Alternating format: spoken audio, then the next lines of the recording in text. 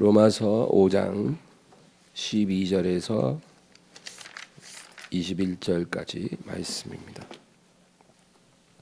12절에서 21절을 다 같이 읽습니다. 그러므로 한 사람으로 말미암아 죄가 세상에 들어오고 죄로 말미암아 사망이 들어왔나니 이와 같이 모든 사람이 죄를 지었으므로 사망이 모든 사람에게 이르렀느니라. 죄가 율법 있기 전에도 세상에 있었으나 율법이 없었을 때에는 죄를 죄로 여기지 아니하였느니라.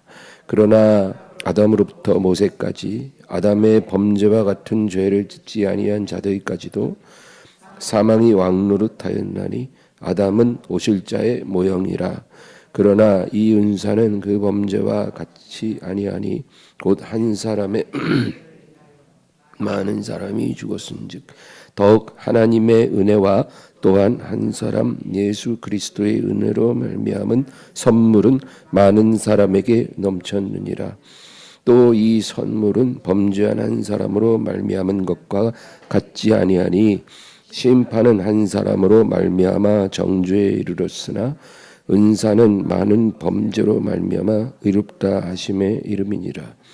한 사람의 범죄로 말미암아 사망이 그 한 사람을 통하여 왕노릇하였은즉 더욱 은혜와 의의 선물을 넘치게 받는 자들은 한 분 예수 그리스도를 통하여 생명 안에서 왕노릇하리로다. 그런즉 한 범죄로 많은 사람이 정죄에 이른 것 같이 행위로 말미암아 많은 사람이 의롭다 하심을 받아 생명에 이르렀느니라. 한 사람이 순종하지 아니함으로 많은 사람이 죄인 된 것 같이 한 사람이 순종하심으로 많은 사람이 의인이 되리라. 율법이 들어온 것은 범죄를 더하게 하려 함이라. 그러나 죄가 더한 곳에 은혜가 더욱 넘쳤나니 이는 죄가 사망 안에서 왕노릇한 것 같이 은혜도 또한 의로 말미암아 왕노릇하여 우리 주 예수 그리스도로 말미암아 영생에 이르게 하려 함이라. 아멘. 오늘은 은혜가 의로 말미암아 왕노릇하리라, 이런 제목으로 말씀을 나누겠습니다. 아담으로부터 지금까지 지구상에 정말 많은 사람들이 살았습니다. 그 많은 인류 중에 가장 특별한 두 사람이 있습니다. 하나는 인류 최초의 사람이었던 아담입니다. 여러분, 이 아담이 왜 특별하냐? 아담은 엄마의 태에서 나온 사람이 아닙니다. 모든 사람은 엄마의 태에서 나오잖아요. 근데 아담은 그렇지 않았어요. 아담은 하나님이 직접 흙을 빚어 만드시고 그 코에 생기를 불어넣어서 이렇게 태어난 사람입니다. 육신의 부모가 없습니다. 처음부터 완전한 성인으로 하나님으로부터 직접 지음을 받았고, 비록 잠깐일지라도 그는 무죄한 사람으로 이 세상에서 살았던 그런 유일한 사람이죠. 그리고 또 한 사람이 누구예요? 예수님이죠. 예수님은 누굽니까? 영원부터 영원까지 계시는 하나님이십니다. 예수님은 사람이 아니에요. 예수님은 하나님이십니다. 그리고 아버지 하나님과 함께 영원토록 거하시는 독생하신 아들 하나님입니다. 근데 이 예수님이 처녀의 몸으로 잉태되십니다. 성령으로 말미암아 처녀의 몸에 잉태되시어 이 세상에 오신 것입니다. 근데 이건 놀라운 신비예요. 그리고 예수님은 완전한 사람의 몸을 가지셨을 뿐 아니라 완전한 사람의 인격, 그렇던 본성을 갖고 태어나셨다는 거죠.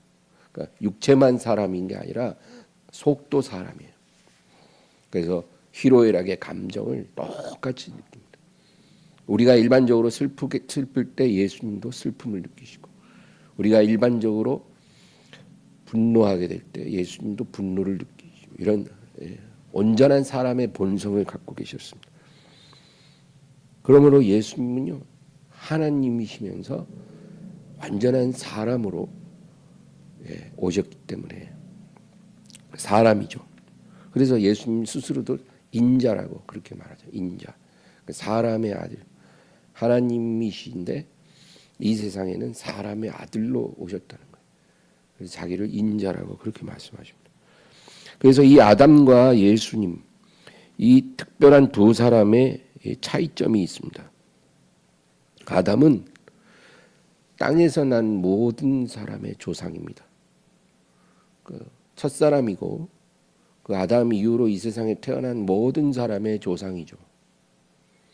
그리고 예수는 하늘에서 난 모든 사람의 조상이 되셨습니다.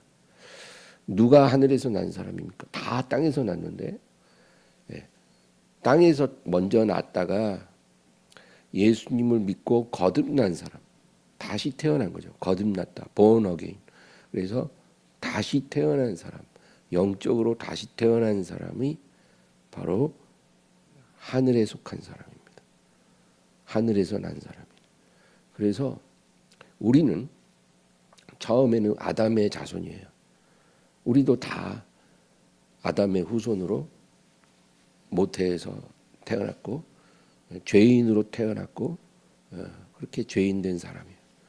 그러나 우리가 예수님을 믿고 다시 태어났잖아요.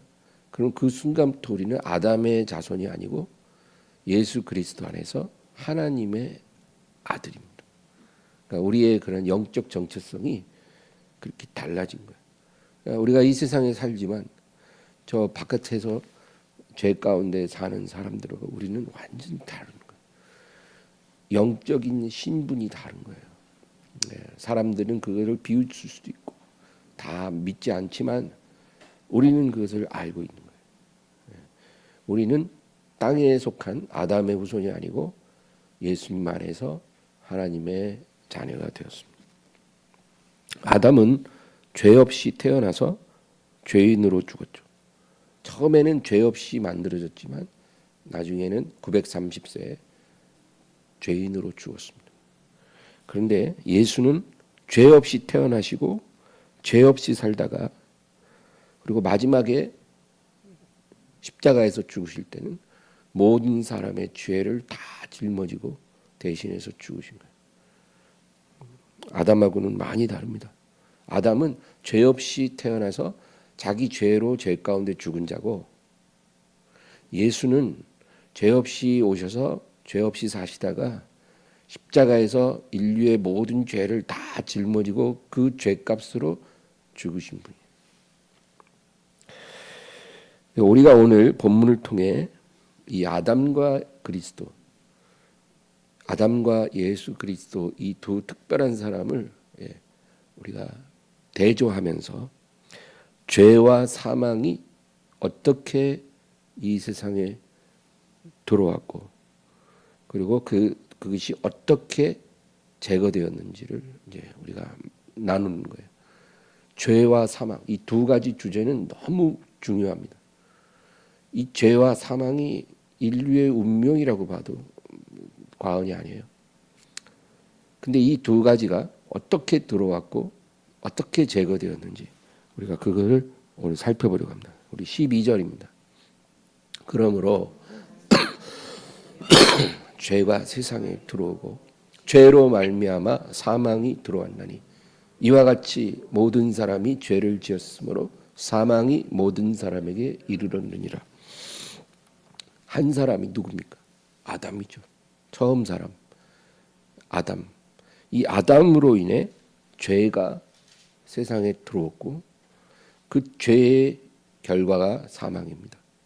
죄로 인해서 결국 사망도 들어오게 되었다. 그 얘기죠.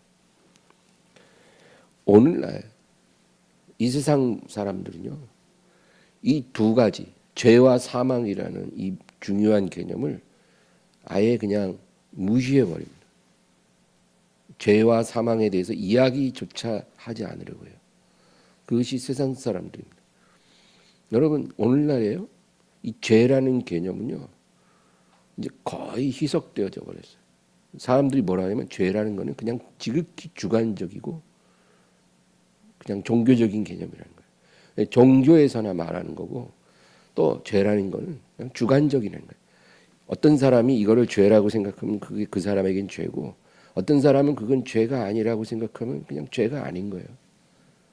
오늘날의 죄라는 게 그렇게 희석되어 버렸어요. 어떤 영원 분별한 어떤 기준이 없고 사람에 따라 죄의 기준이 다 다른 거예요. 성경에는 음행의 죄를 짓지 말라 그랬잖아요. 음행이라는 건 뭐예요?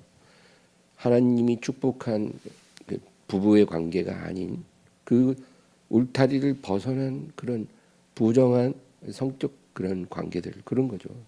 그게 하나님은 죄라 그랬어요. 그래서 그것을 멀리하라 그랬는데, 그럼 우리가 그것을 범하면 회개하고 돌이켜야죠. 근데 오늘날 음행의 죄라는 개념 자체가 세상에 없어요. 세상은 그렇게 말하지 않고 육체적인 사랑이다. 사랑은 여러 가지가 있다. 플라토닉한 사랑도 있고 뭐 여러 가지 사랑이 있는데 육체적인 사랑일 뿐이야. 그냥 자유롭게 살다가 그냥 아무나 만나서 하룻밤 같이 보내고 그리고 그냥 헤어지면 되는 거야, 쿨하게. 그냥 육체적인 사랑이지 뭐. 그냥 본능에 충실한 것뿐이야. 우리 다 외로운 사람이지 않냐, 이런 식이에요. 그 죄가 아닌 거예요, 더 이상. 결혼 전에 동거를 해도 그게 죄가 아니에요, 이제. 자기 아내와 자기 남편을 버리고 딴 사람 만나도 죄가 아닌 거예요, 이제. 그렇게 돼버렸어요. 도박은 죄잖아요. 네, 요즘 그걸 죄라고 누가 생각합니까? 합법적인 거예요, 완전히. 근데 오락이에요, 오락. 도박이라는 죄가 아니고 그냥 심심풀이로 스트레스 해소하는 오락이 돼버렸어요. 부동산 투기를 하면 그 잘못된 거잖아요. 요즘 부동산 투기를 그렇게 말하지 않고 투자라고 말합니다. 투자. 사업이라고 말합니다. 부동산 사업. 근데 말로는 그렇게 하지만 결국은 투기를 해가지고 이렇게 사는 거죠. 요즘에는 죄라는 개념이 아주 약해졌습니다. 어떤 사람을 내가 고의적으로 살인을 해야 겨우 그게 죄라고 그러지, 그런 정도가 아니면 이제는 죄가 아닌 거예요. 죽음 언급조차 하지 않습니다. 죽음은 어차피 피할 수 없는 것이고 해결할 수 없는 문제라 그래가지고 이제 그거를 사람들이 아예 언급을 안 해요. 어차피 다 죽어. 뭐 우리가 죽음을 생각할 필요가 뭐 있어. 최대한 오래 살면서 누릴 거 누리고 할 수 있는 거 다 해보고 최대한 즐기면서 이 한 번뿐인 인생 살다가 그냥 죽으면 끝나는 거지. 그렇게 말합니다. 그리고 사후세계 그건 모르지, 있는지 없는지. 가봐야 아는 거지. 만약에 사후세계가 있다 해도 내가 살면서 뭐 그렇게 흉악한 죄인도 아니고 뭐 내가 그렇게 뭐 잘못 산 것도 아닌데 뭐 좋은 곳으로 가지 않겠나, 이렇게 말합니다. 근데 성경은 우리가 성경을 통해서 진리를 알아야 되는 거잖아요. 오늘 본문은 이 죄와 사망이 어디서 왔으며 왜 모든 아담의 후손들은 죄인으로 태어나서 죄인으로 살다가 죄인으로 죽을 수밖에 없는지 그거를 말해준다는 거죠. 여러분, 어떤 어린 아기가 죽는 경우가 있어요. 아이가 태어났는데 얼마 안 지나서 죽어요. 그럼 너무 슬픈 일이잖아요. 근데 그 아이가 왜 죽었을까요? 성경적으로 해석하면 죄 때문에 죽은 거예요. 죄의 결과가 사망이거든요. 그러니까 아이가 됐든 노인이 됐든 누가 됐든 사람이 죽는 이유는 죄 때문이에요. 그러면 무슨 아이가 뭘 그렇게 죄를 지었습니까? 그 아이가 어떤 죄된 행동을 해서 죄인이 아니고 죄인으로 태어났기 때문에 죄인인 거예요. 그 아이가 범한 행동이 문제가 아니라 그 아이에게 있는 그 죄의 속성, 그게 그 아이에게 사망을 가져온 원인이 된다. 그렇게 성경은 분명하게 말하는 거예요. 죄성을 가지고 태어난 아담의 자손이기 때문에 그 아이가 죽은 거예요. 이걸 우리가 깨달아야 되는 거예요. 그냥 죽은 게 아니고 죄 때문에 이 죽음이 모든 사람에게 이르렀다. 에베소서 2장에 보면 본질상 진노의 자녀라고 했잖아요. 모든 사람이. 그러니까 본질상 진노의 자녀예요. 아무리 내가 다른 사람보다 깨끗하고 정직하게 살아도 우리는 본질상 하나님 앞에 진노의 자녀라는 겁니다. 그래서 이게 인간의 실존이다라는 것을 우리가 알아야 하는 거예요. 부모가 자식을 낳잖아요. 그러면 많은 거를 물려줘요. 부모가 자식에게 그냥 자기가 원하든 원치 않든 자동적으로 많은 걸 물려줘요. 많은 그 부모의 외모도 물려주죠. 그래서 자식들이 부모를 닮잖아요. 외모적인 것도 물려주고 성격의 그런 것도 물려주고 어떤 재능도 물려줘요. 그런 많은 거를 물려줄 뿐 아니라 영적인 것도 물려줘요. 부모가 그거를 모르더라도 영적인 게 이제 물려지는 거예요. 그게 뭐예요? 죄예요, 죄. 부모의 죄가 그냥 자식에게 물려집니다. 그리고 그 죄의 결과인 사망도 물려지는 거예요. 그래서 부모가 죄 가운데 살다가 죽는 것처럼 그 자식도 또 죄 가운데 살다 죽는 거예요. 그게 그렇게 계속 수천 년간 이어져 온 거예요. 근데 그 부모도 그 조부모로부터 그 죄와 사망을 물려받은 거고 그걸 또 자기 자식한테 물려주고 또 그 자식은 그 자식에게 또 물려주고 이렇게 사는 거예요. 마태복음 15장 19절. 마음에서 나오는 것은 악한 생각과 살인과 간음과 음란과 도둑질과 거짓 증언과 비방이니. 예수님 말씀인데 사람의 입으로 들어가는 게 사람을 더럽히지 않고 속에서 입에서 나오는 게 사람을 더럽게 하는데 입에서 나오는 그 말 그게 뭐냐? 마음에서 나오는 거야. 그래서 이 마음에서 악한 생각, 살인, 간음, 음란, 도둑질, 거짓 증언, 비방 이런 게 그냥 사람에게서 마음으로부터 나온다는 거예요. 이게 사람을 더럽힌다는 거예요. 근데 이것이 타고난 거라는 거죠. 이거를 누구에게 배운 게 아니에요.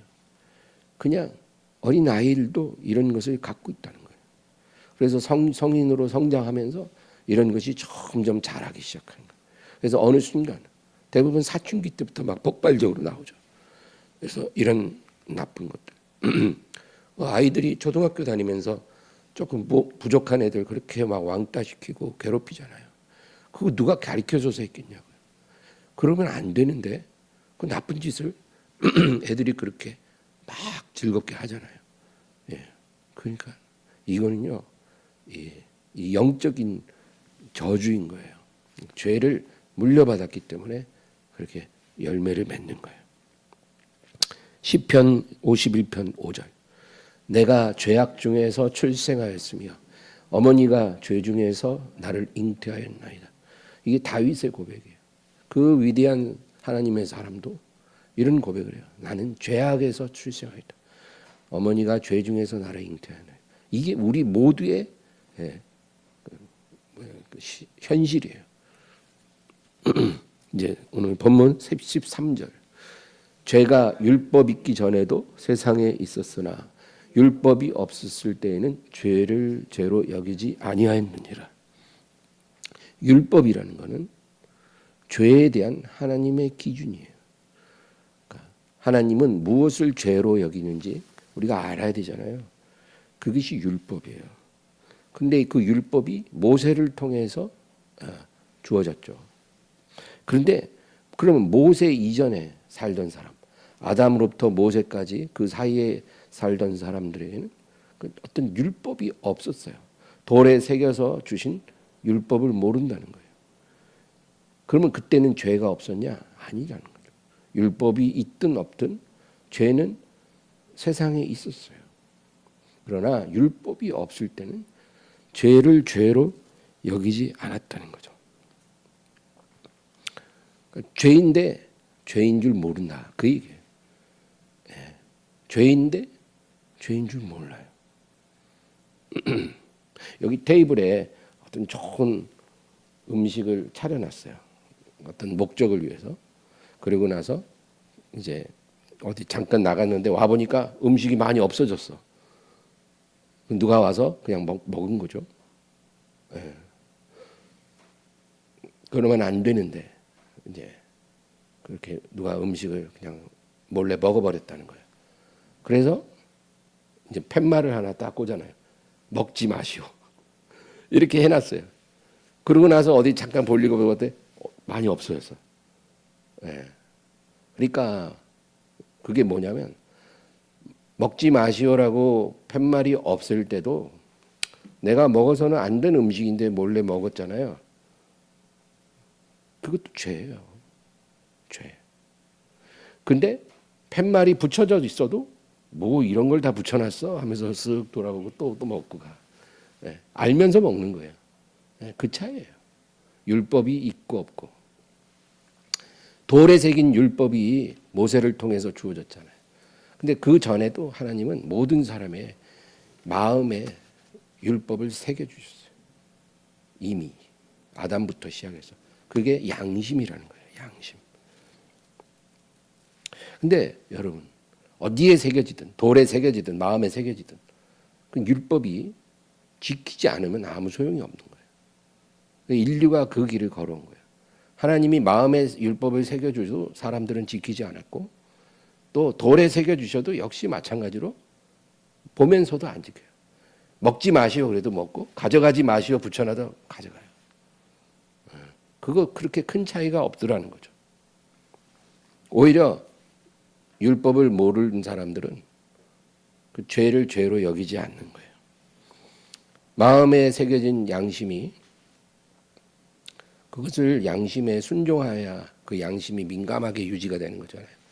근데 순종하지 않으면 그건 점점 무뎌지다가 죽는 거예요. 예, 기계를 쓰지 않으면 그 기계가 무뎌지잖아요. 그러다가 나중에 아예 작동을 멈추죠. 하도 안 쓰면. 녹이 슬고. 그런 것처럼 인간의 양심도 작동을 안 하는 거예요. 그 순종하지 않으면. 양심이 죽어버려요. 화인에 맞아요. 그럼 그 사람에게는 죄가 더 이상 죄가 아닌 거예요. 양심이 죽었는데 아무 죄책감도 없이 나쁜 짓을 하는 거예요. 죄가 죄가 아니다.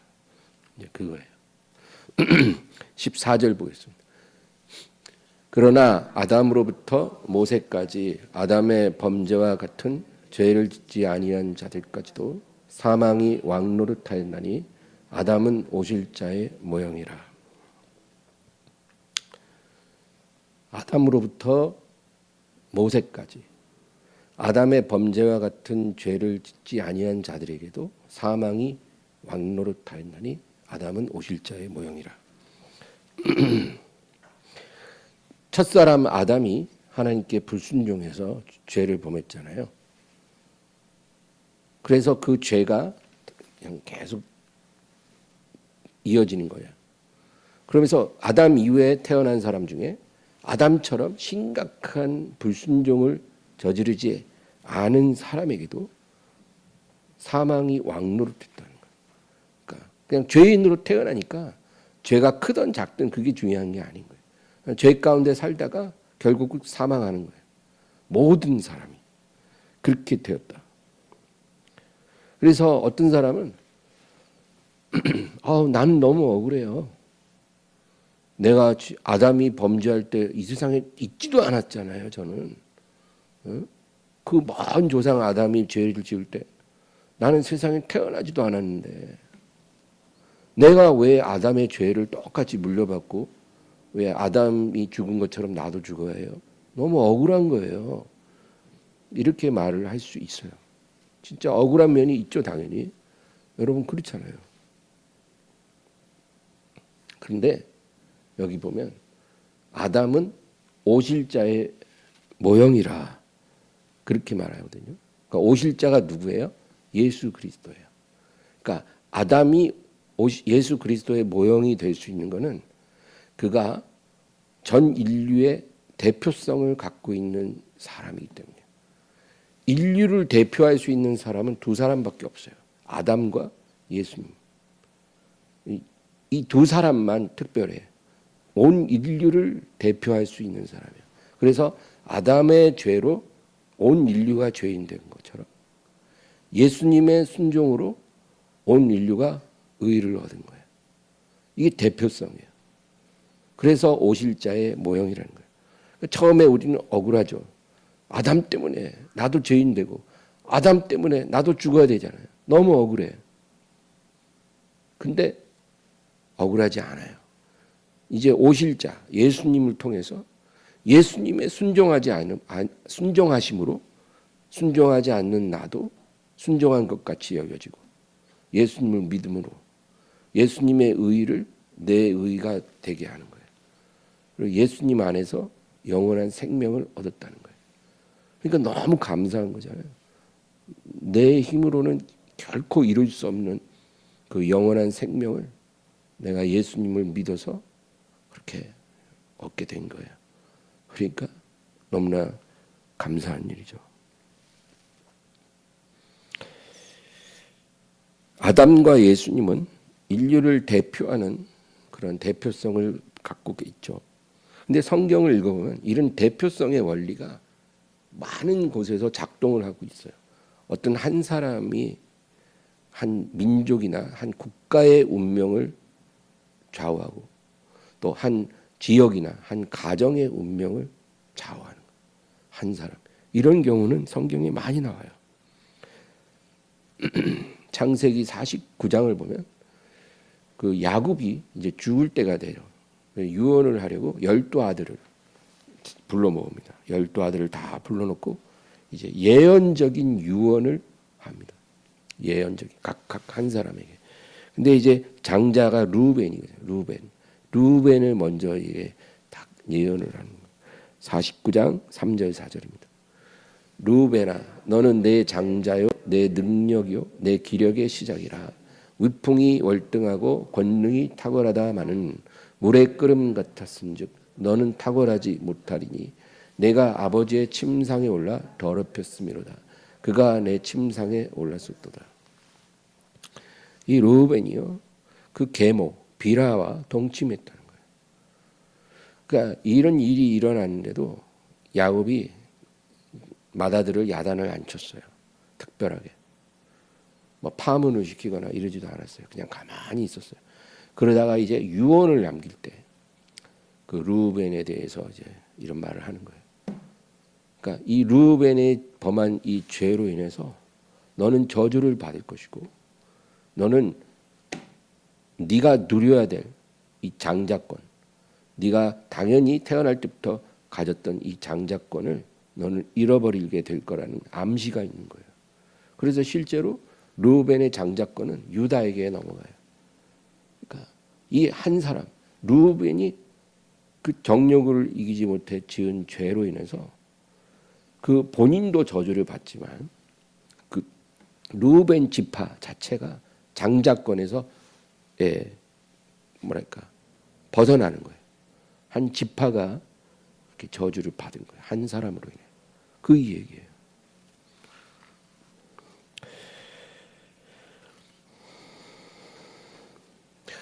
또 하나의 이해가 있어요. 여러분 아간이라는 사람, 이 여리고성을 함락시킬 때 하나님이 여호수아에게 명령을 내렸어요. 이 여리고성은 요단강을 딱 건너는 가나안의 첫 번째 성이에요. 요단강 건너 가나안에 진입해서 첫 번째 성이고 그리고 유명한 난공불락의 그런 성이에요. 이 여리고를 함락시키지 못하면 아무것도 안 되는 거예요. 죽도 밥도 안 되는 거예요. 근데 이스라엘이 가진 실력으로는 택도 없어요. 여리고성은 꿈쩍도 안 하는 성이에요. 근데 하나님이 이제 여호수아에게 명을 내리고 너희가 이 여리고를 함락시킨 후에 이것은 첫 성이기 때문에 온전히 내 것이다. 그래서 내게 바쳐라. 그런 거예요. 이 성 자체를. 그건 뭐냐면 이 성과 완전히 초토화시켜서 다 불태우고 이 성에 사는 모든 사람, 가축 한 명도 생명을 남겨두지 말고 다 죽이고 모든 금, 은, 보화 모든 재물 할 것 없이 다 불태워서 번제로 하나님께 드리라는 거예요. 온전히 내 것이라는 거예요. 첫 번째 성이기 때문에. 이렇게 하나님이 엄하게 명을 내렸거든요. 그래서 함락을 시키고 그렇게 했어요. 근데 이 아간이라는 사람이 금덩이랑 몇 가지를 몰래 감춰 자기 장막에다 숨긴 거예요. 아무도 몰라요. 아무도 몰라. 근데 그 다음번 성이 아이성이라고 조그만 성인데 거기서 참패를 해요. 만약에 하나님이 그 전쟁에서 참패하지 않게 하게 안 했으면 아간의 죄는 묻혔을 거예요. 근데 하나님이 그 두 번째 전투에서 패배하게 하셔서 여호수아가 기도를 해요. 이게 왜 이런 일이 생겼습니까? 왜 우리가 여리고까지 무너뜨린 우리가 이 작은 아이성의 전투에서 우리가 왜 참패했습니까? 기도하니까 하나님이 말씀을 하시는 거죠. 여호수아 7장 11, 12절 이스라엘이 범죄하여 내가 그들에게 명령한 나의 언약을 어겼으며 또한 그들이 온전히 바친 물건을 가져가고 도둑질하며 속이고 그것을 그들의 물건들 가운데 두었느니라. 그러므로 이스라엘 자손들이 그들의 원수 앞에 능히 맞서지 못하고 그 앞에서 돌아섰나니 이는 그들도 온전히 바친 것이 됨이라. 그 온전히 바친 물건을 너희 중에서 멸하지 아니하면 내가 다시는 너희와 함께 있지 아니하리라. 너는 일어나서 백성을 거룩하게 하여 이르기를 너희는 내일을 위하여 스스로 거룩하게 하라. 이스라엘의 하나님 여호와의 말씀에 이스라엘아 너희 가운데 온전히 바친 물건이 있나니 너희가 그 온전히 바친 물건을 너희 가운데서 제하기까지는 네 원수들 앞에 능히 맞서지 못하리라. 하나님 말씀이 뭐냐? 하나님께 온전히 번제로 바쳐져야 될 물건이 지금 너희 장막 중에 있다는 거예요. 있어서는 안 되는데 있다. 그래서 그것을 온전히 내게 바치기 전까지는 너희는 절대로 너희 원수들을 이길 수 없을 것이다. 너희와 맞서야 될 이 대적들을 너희가 이길 수 없을 것이다. 그렇게 하나님이 말씀하신 거예요. 그러니까 이제 여호수아가 그러면 누구 때문에 이 일이 일어나는지 우리가 제비를 뽑자 해서 아간이 뽑힌 거예요. 그리고 아간을 신문하니까 이제 아간이 실토를 하고 자기가 숨긴 물건을 딱 가지고 오는 거예요. 그래서 결국 어떻게 됐어요? 24절에서 26절입니다. 여호수아가 이스라엘 모든 사람과 더불어 세라의 아들 아간을 잡고 그 은과 그 외투와 그 금덩이와 그의 아들들과 그의 딸들과 그의 소들과 그의 나귀들과 그의 양들과 그의 장막과 그에게 속한 모든 것을 이끌고 아골 골짜기로 가서 여호수아가 이르되 네가 어찌하여 우리를 괴롭게 하였느냐 여호와께서 오늘 너를 괴롭게 하시리라 하니 온 이스라엘이 그를 돌로 치고 물건들도 돌로 치고 불사르고 그 위에 돌 무더기를 크게 쌓았더니 오늘까지 있더라. 여호와께서 그의 맹렬한 진노를 그치시니 그러므로 그곳 이름을 오늘까지 아골 골짜기라 부르더라. 그러니까 이 사건이 말해주는 게 뭐냐면 이 아간이라는 한 사람으로 인해 그의 온 가족, 그 아들들, 딸들 그리고 그가 소유한 모든 소와 양과 가축들 다 돌로 쳐서 죽임당하고 그리고 그의 모든 재물, 그에 속한 물건들, 그가 숨긴 것들까지 다 불살라져서 거기에 돌 무더기를 쌓았다는 거예요. 그렇게 하고 나니까 하나님의 진노가 맹렬한 진노가 그쳤더라. 그러니까 이런 일이 일어나기 전에는 어떤 전쟁에서도 승리할 수 없으리라. 하나님이 그렇게 말씀하는 거죠. 한 사람의 범죄, 한 가장이요. 가장의 범죄로 그 집안이 완전히 멸망하는 그런 케이스예요. 이런 일이 있다. 그 아들과 딸들은 아버지가 그런 거를 했다는 일도 모를 거 아니에요. 자식들도 몰라요. 근데 그냥 그렇게 착하고 좋은 아이들도 그 아버지로 인해서 그냥 하루아침에 돌에 맞아서 그렇게 다 죽임을 당한 거예요. 이런 대표성, 이 영적인 중요한 원리가 있다는 거예요. 그래서 가장의 그 대표성, 한 가정의 가장은 그것을 아주 뼈저리게 깨달아야 돼요. 내가 하나님을 범죄하면 나만 망하는 게 아니라는 거예요. 한 나라의 지도자가 범죄하면 지도자만 망하는 게 아니라 그 나라가 망해요. 그런 원리. 다윗이 인구조사 해갖고 온 나라에 전염병이 돌아서 몇만 명이 죽었잖아요. 그런 원리. 근데 이런 한 사람으로 인해 죄와 저주가 들어와서 사망이 오기도 하지만 또 반대로 한 사람으로 모두가 사는 케이스가 더 많이 나와요. 여리고 성에 살던 기생 랍, 이 한 여자의 믿음으로 인해 그 온 가족이 그날 구원을 받아요. 그 랍이 정탐꾼들을 감춰주니까 정탐꾼 중에 한 사람, 살몬이라고 하는 사람이 있어요. 그 사람이 분명히 약속을 해요. 우리가 이 성을 함락시킬 때 너와 내게 속한 모든 사람들은 이 집안에 머물러라.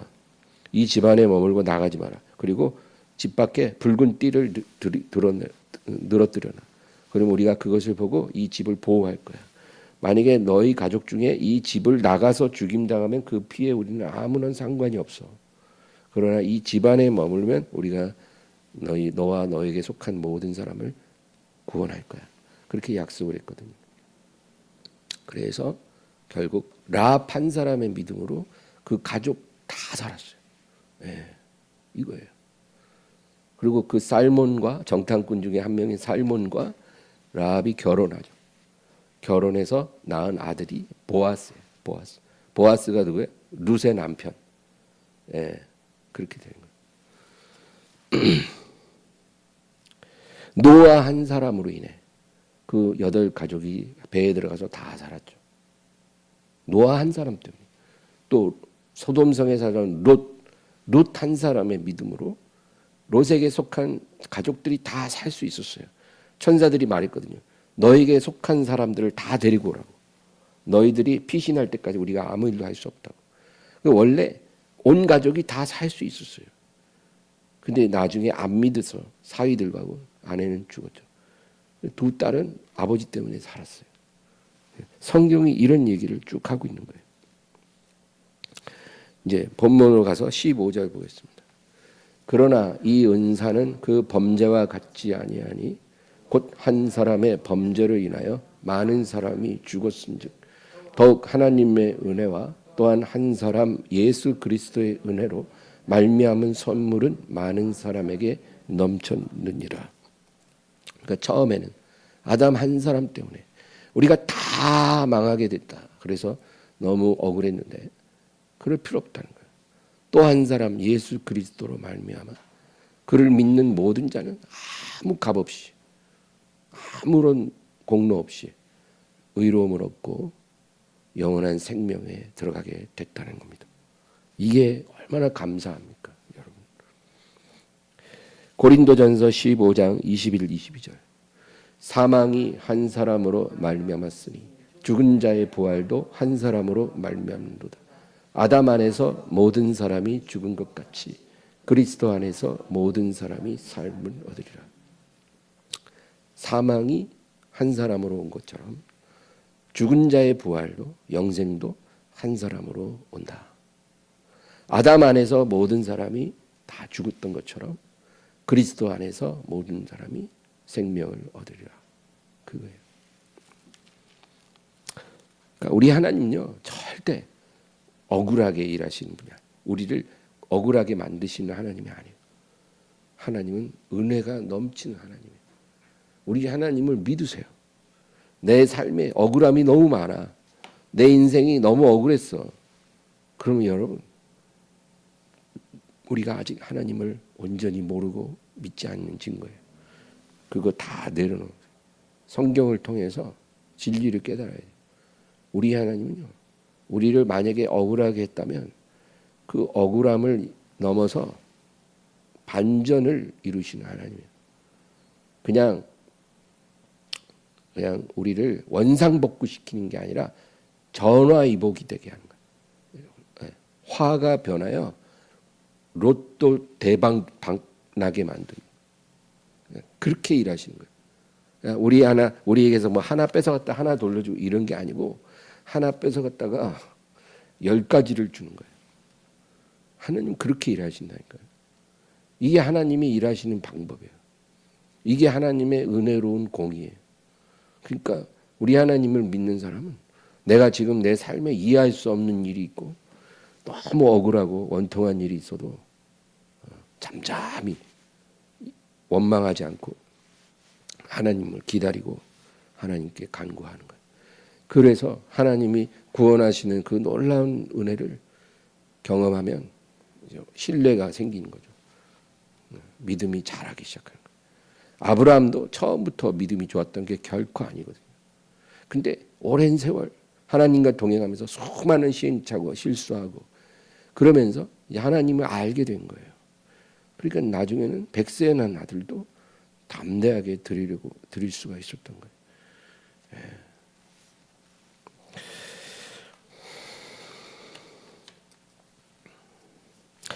하나님은 아담이 불순종하여 선악과를 먹을 거를 아셨을까요? 여러분 어떻게 생각하세요? 하나님은 아담이 선악과를 먹을 줄 알고 계셨을까요? 예스입니다. 하나님은 알고 계셨어요. 그러면 아담이 선악과를 먹도록 의도하신 건가요? 그렇지는 않아요. 하나님은 우리가 죄를 범하도록 결코 의도하시지도 않고 유도하시지도 않아요. 또 함정을 파놓고 죄에 빠지게 하시지도 않아요. 하나님은 죄 짓는 것을 결코 기뻐하지 않기 때문에 하나님은 그렇게 하실 수가 없어요. 아담이 죄를 범하게 된 거는 하와가 뱀의 꼬임에 넘어갔기 때문이에요. 그리고 아담이 무너진 거는 하와가 그것을 아담에게 주었기 때문이에요. 거기서 문제가 생긴 거지 하나님이 거기 개입하신 건 결코 아니에요. 하나님은 그런 하나님이 아니에요. 그러나 하나님은 아담이 그렇게 될 거를 아신 거예요. 하나님이니까. 결코 그것을 기뻐하지도 않고 의도하지도 않아도 그 결과를 알고 계셨죠. 그리고 하나님은 이렇게 무너진 아담과 그 후손들을 위해 영원한 구원과 용서와 의로움과 생명을 하나님은 예비하신 거예요. 그러니까 아담이 처음에 가졌던 그 모든 행복을 넘어서는 영원한 행복을 예수님 안에서 예비하신 거예요.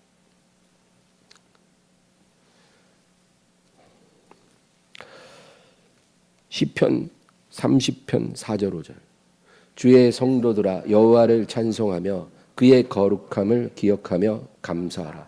그의 노염은 잠깐이요 그의 은총은 평생이로다.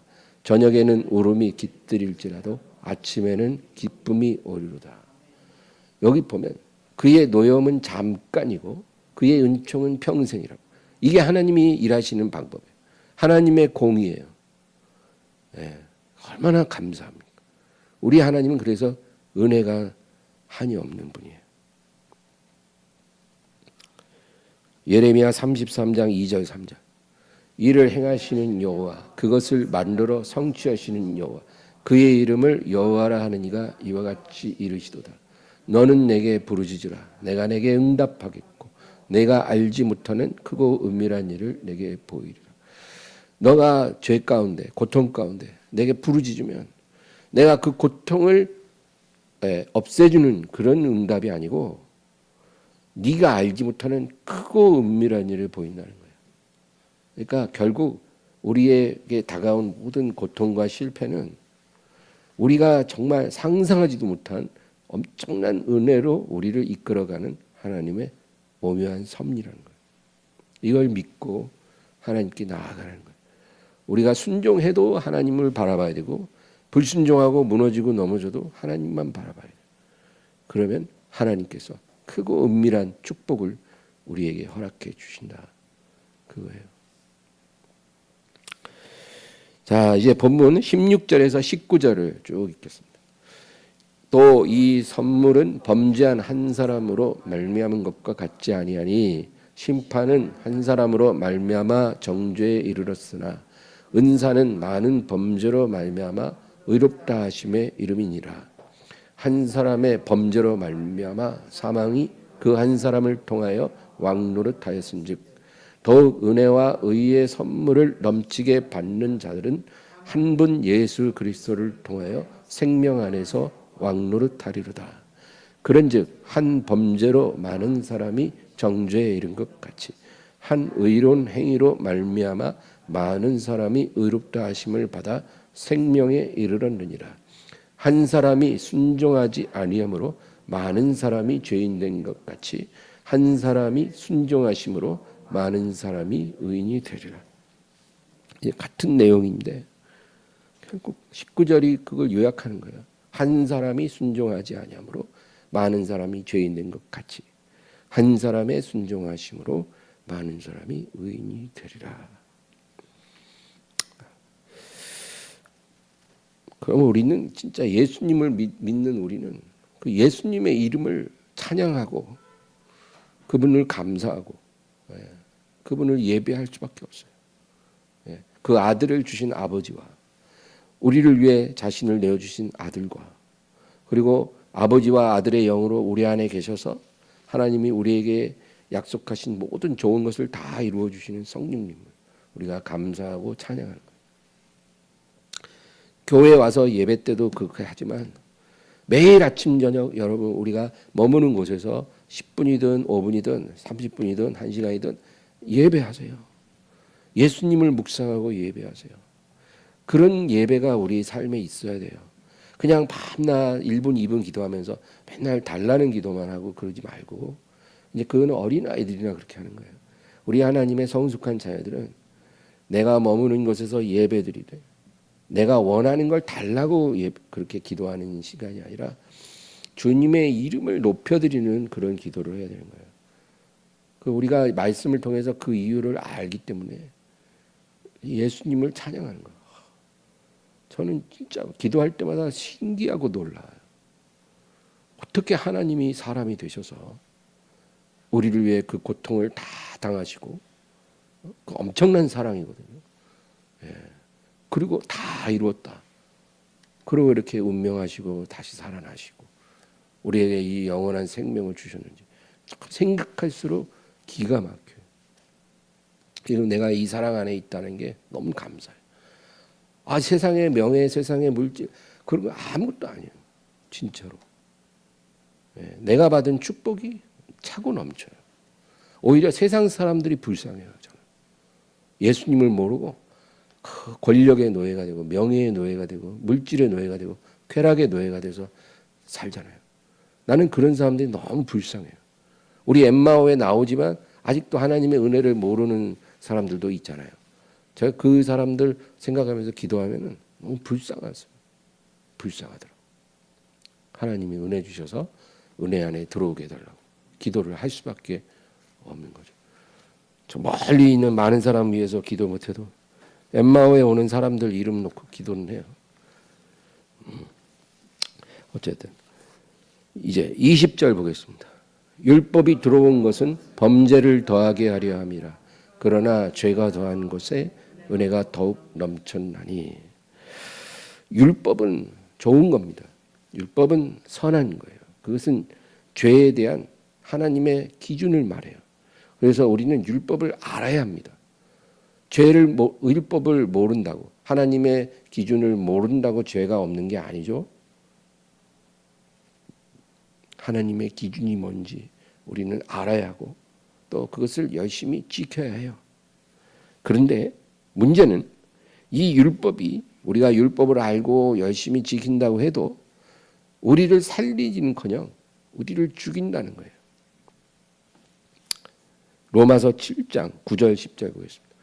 전에 율법을 깨닫지 못했을 때에는 내가 살았더니 계명이 이름에 죄는 살아나고 나는 죽었도다.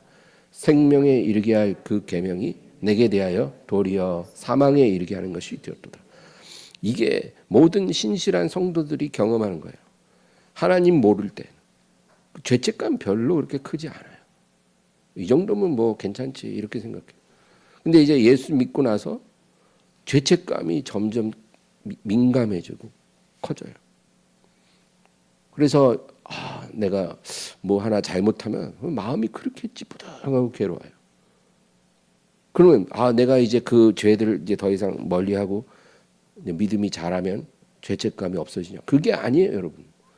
옛날에는 죄라고 생각하지도 않았던 것들, 내 안에 있는 영적인 교만, 내 안에 있는 모든 거짓됨,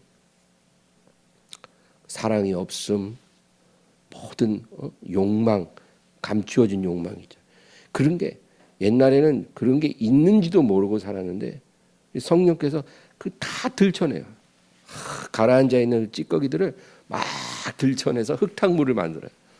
마음이 너무 괴롭고 힘들어요. 심란해요. 신앙이 자라고 말씀도 알고 기도도 많이 할수록 죄책감에서 자유로운 게 아니라 오히려 죄책감이 더 커지고 무너지는 그런 일들이 일어나는 거예요.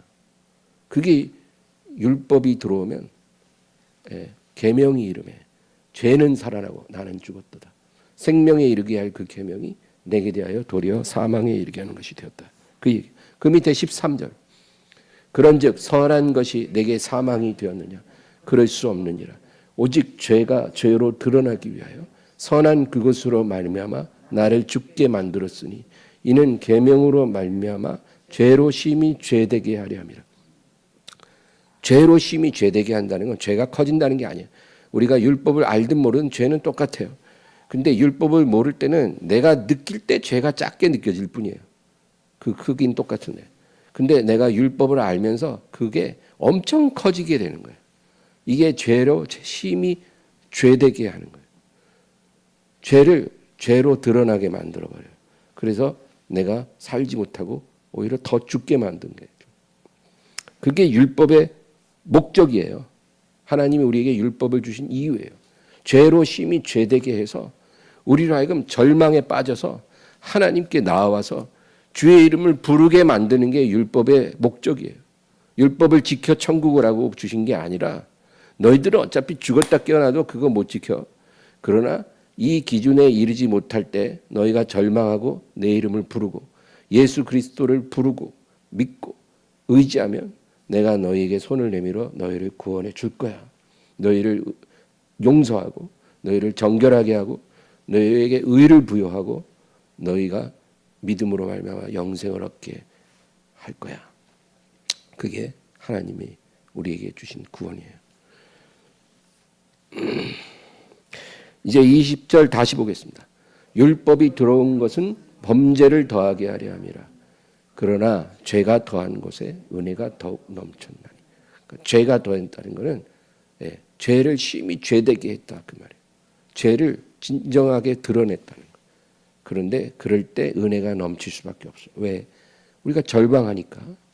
죄가 막 너무 많아서 막 내가 숨도 못 쉴 정도로 그럴 때 우리가 주님께 나와 엎드리잖아요. 그럴 때 은혜가 넘치는 거다. 여러분, 죄를 모르는데 어떻게 은혜를 알겠어요? 내가 죄가 엄청 많은데도 그게 죄를 느끼질 못하고 있는데 어떻게 하나님의 용서와 구원을 알겠냐고요. 죄인을 의롭다 하시는 그 은혜를 어떻게 깨닫겠냐고요. 죄가 심히 죄되고 죄가 넘치고 더해야 내 안에서 막 흘러 넘쳐서 내가 살 수가 없다 느껴야 하나님의 은혜를 알 수가 있는 거예요. 내가 죄의 대가로 사망이 와서 죽을 수밖에 없다는 걸 알아야 우리에게 영생을 주신 그 은혜를 아는 거예요. 21절 마지막 절. 이는 죄가 사망 안에서 왕노릇한 것 같이 은혜도 또한 의로 말미암아 왕노릇하여 우리 주 예수 그리스도로 말미암아 영생에 이르게 하려 함이라. 아멘. 이제까지는 죄가 사망 안에서 왕노릇했잖아요. 우리의 삶에. 그러나 이제는 그렇지 않다는 거예요. 이제는 은혜가 의로 말미암아 우리 안에서 왕노릇 하리라. 우리는 이제 율법 아래, 죄 아래 있지 않고 은혜 아래 있다는 거예요. 그러니까 얼마나 감사해요. 우리가 별로 달라진 것도 크게 없는데, 예? 의롭게 살고 경건하게 살고 싶어도 안 되잖아요. 그런데 은혜로 말미암아,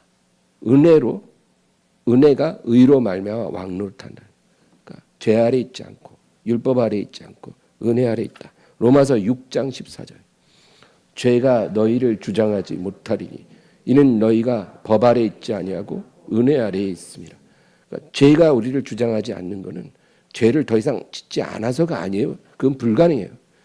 그 죄가 늘 우리에게 있음에도 불구하고 죄의 권세 아래 우리가 있지 않아요. 법 아래 있지 않고 은혜 아래 있습니다. 예수님 안에 우리가 있어요. 그러니까 우리가 사는 거예요.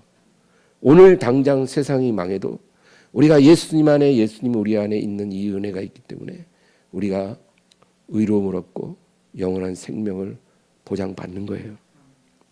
그래서 우리가 이 은혜를 우리만 누리지 말고 모르는 이 은혜 안에 들어오지 않은 사람도 너무 많잖아요.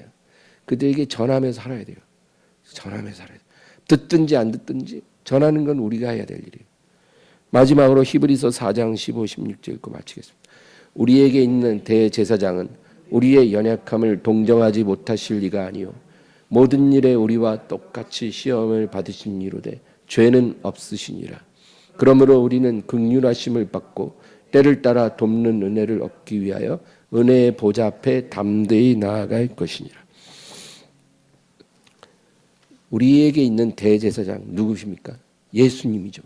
예수님은 우리를 위한 화목제물이 되시면서 또 대제사장도 되셔요. 그래서 자기 자신을 바치는 대제사장이 돼서 십자가에서 드려지신 거예요. 근데 이 대제사장은 우리의 연약함을 동정하지 못하실 리가, 동정이라는 건 그 처지를 이해해야 할 수 있는 거잖아요. 우리의 연약함, 이 죄 많은 세상에 연약한 육신을 가지고 죄성을 가지고 살아가야 하는 우리의 입장을 주님이 너무나 잘 아셔요. 왜? 육신으로 오셨기 때문에. 죄는 없으신 분이지만 우리의 연약함을 너무나 잘 알고 계시기 때문에 우리가 그 의로우신 대제사장 앞에 우리가 긍휼하심을 받고 때를 따라 돕는 은혜를 얻기 위하여 은혜의 보좌 앞에 담대히 나아갈 것이라. 우리는 예수님께 나아가야 돼요. 예수님을 믿고 그분을 부르고 그분을 의지하고 그분께 나아가고 그분을 따라야 돼요. 그것만이 우리가 할 일이에요. 다른 건 필요하지 않아요. 우리의 삶에 우리의 구원에 필요한 건 오직 그거예요. 예수 그리스도. 그분을 믿고 그분 안에 머무는 거예요. 이 믿음을 끝까지 지키시기를 주의 이름으로 축원합니다. 하나님 아버지 감사합니다. 오늘도 의지하게 하시고 영광 받아 주시고 기도합니다. 주여 이 복음의 은혜가 우리 안에서 강물처럼 넘쳐나고 흘러가게 하여 주시옵소서. 예수님의 이름으로 기도합니다. 아멘.